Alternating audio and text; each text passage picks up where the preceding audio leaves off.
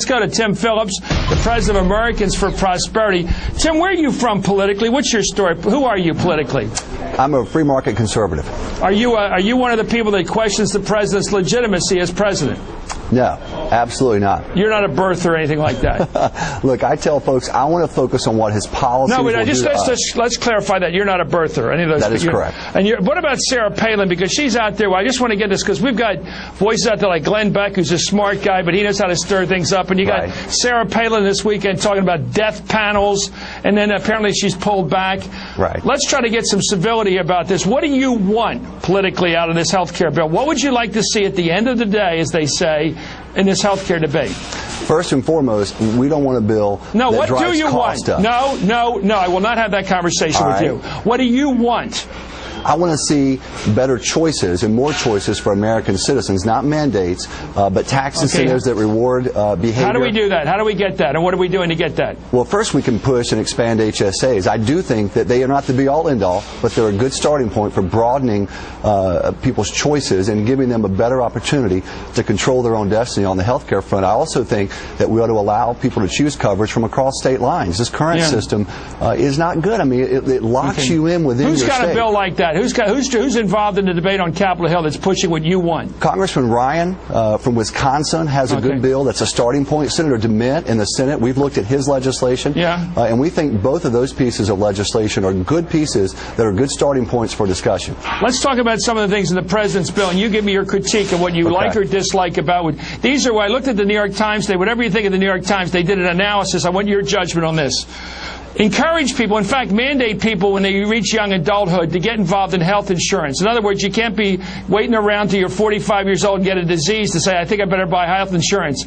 Do you like the idea of requiring people to have health insurance at a young age? I do not. I don't think it's good for the government to be mandating and requiring that, so I'm opposed to that. Well, they mandate you buy when you get a driver's license to go out on the road, you have to have insurance to drive a car. You don't like that either? Or what I don't want government reaching in. Well, wait a minute. Do you want people to have insurance when they drive a car? I think that's a decent mandate, absolutely. That's a decent mandate. Hold on. I'm holding on. I'm giving you all the time you want, buddy. Don't do this hold on crap with me, okay? I'm letting you talk. I know the tactics. Chris. Talk.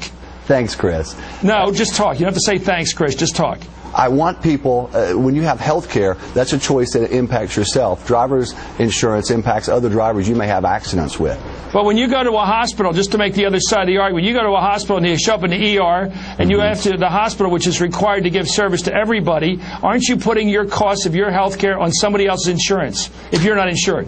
It's not necessarily someone else's insurance. It can impact their cost eventually. I don't think it's right, though, for the government to be mandating health insurance, reaching into your accounts and doing that. I don't want to see that with health care.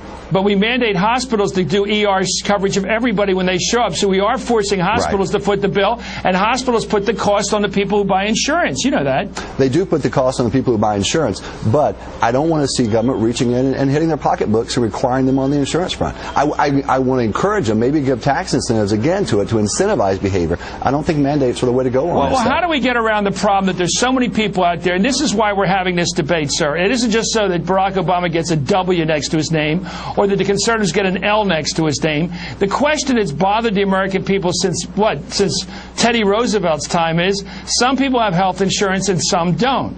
How do we reconcile that with our sense in this country of looking out for each other to some extent? To some extent. I think that with young people especially, a lot of it is encouragement. You know, I've got a kid who's going out of the home now, and he thinks he's bulletproof in many ways. I got kids like that, too. And we can encourage them to do it, because I know when I was in my 20s, until I got married, I didn't go out and get insurance, and that was a foolish mistake I made. I could have had a catastrophic occurrence that would have wiped me out financially and put the burden on other people. So I think education for young people is a lot, because they're the biggest block, as I understand it, looking at the numbers of the uninsured. Okay. You know, when I hear somebody like you speak, and you worked on the Hill like I did, and I know you're a serious wonk like I was once, let me ask you this. Here's my problem with you guys. The conservatives talk reasonably when the Democrats get in power and say, well, we have an alternative that's more free market, it's less onerous, it's less, big shot, big government stuff. And I accept all that. But when you guys are in power, you don't do anything on health care. And that's what happens, and that's why for, almost a century of foot dragging this, the Democrats get in power, whether it's Truman or it's Bill Clinton or it's Hillary Clinton or it's Barack Obama, they try something and fails. Because you guys are good at playing negative politics. You're really good at destroying Democrats' chances to reform. But when you get in power, when you have George W. Bush in there in both houses of Congress, or you got Reagan in there with complete ideological control, you don't do anything on health care. I think Republicans got off the tracks when they took over and had the presidency and the entire Congress. They missed a lot of opportunities, Chris.